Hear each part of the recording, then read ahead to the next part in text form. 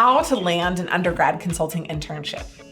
Man, if we knew then what we knew now, we would have pursued consulting undergrad internships like there was nothing else in the world.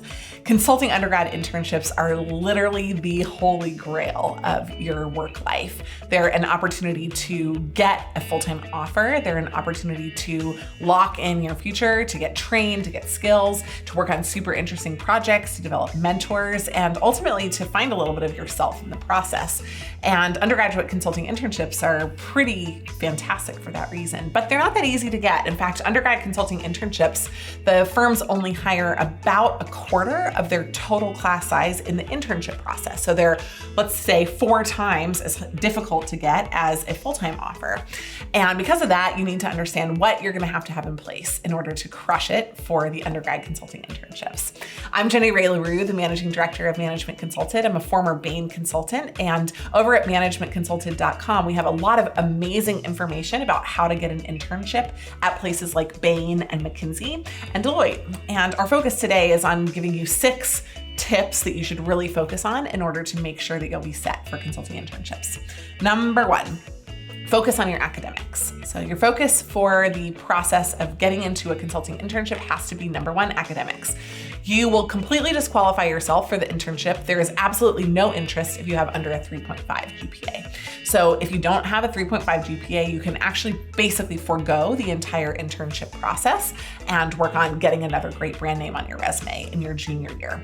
So when you're thinking about a consulting undergrad internship, the number 1 rule applies, which is get into the classroom, get into the books, get into the library, and make sure you keep a top GPA, because only those with a top GPA will even be considered. It's just one of the filters that the firms use, and they are manic about it in the undergrad internship process.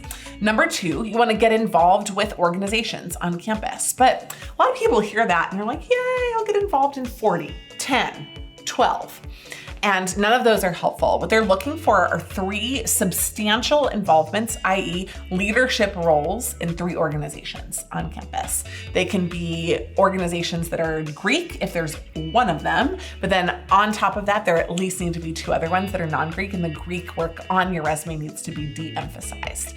So you want to focus on maybe something academic, maybe something professional. It could be something that's also like musical or dance oriented, but you want to have a couple of things that are semi-professional, if not professional in nature. Number 3, you want to make sure that you utilize your breaks to the best of your ability. And a lot of people take this to mean that they should sleep in, crush Netflix for as long as possible, and think about everything that they want to focus on during their next semester. I'm not talking about vision casting and dream boarding, none of that stuff. What I'm saying is you need to get into workplaces. You need to go shadow somebody for a week. You need to go figure out what they're going to do. You need to do a piece of analytics, get involved with a startup. You need to use your breaks. And so starting with your freshman summer at the very latest, you can even do earlier than that, but the latest, your freshman summer in undergrad, you should be getting into a workplace. Now, let me just quick aside here. I had to work my way through college. So I couldn't just go and like sit at someone's feet at JP Morgan and be like, oh, I can take a summer unpaid. I needed that summer to make money. So I'm not necessarily talking about using 100% of your time over the summer. I'm saying your freshman summer on your resume, you need to have something professional, and it can be free or paid, but it's got to be professional. And waiting tables doesn't count. And working at a soccer camp doesn't count. So you really need to focus on utilizing those breaks to the best of your ability. Sophomore summer is absolutely critical. Basically, you can almost never get into a consulting internship in your junior year if you didn't do something professional, ideally even with a brand name, in your sophomore summer.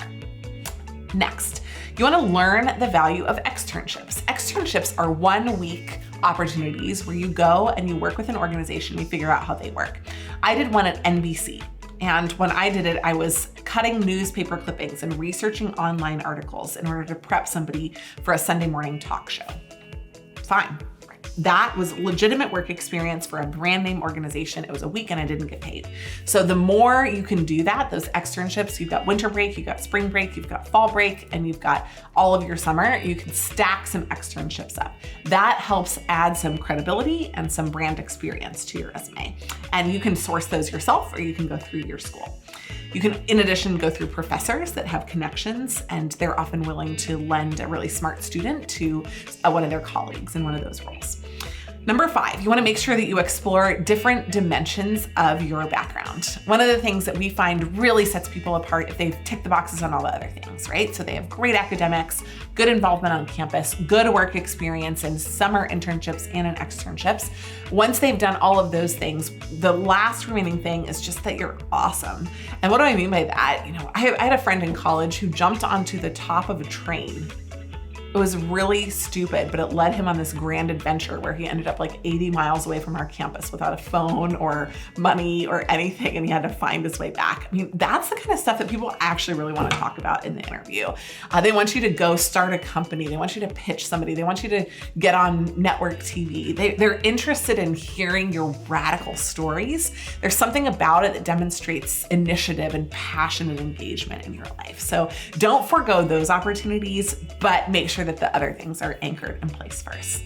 And finally, our 6th tip, a bonus tip, if you will, is don't do anything stupid. No topless photos. No, like, I was wasted last night, dude. Don't talk about drug use online. Anything that is published online is completely there for posterity. So be very careful about the online portrayal that you have, about managing your online presence. And unless you want to be like radical and incendiary, you probably want to keep everything a little bit under wraps.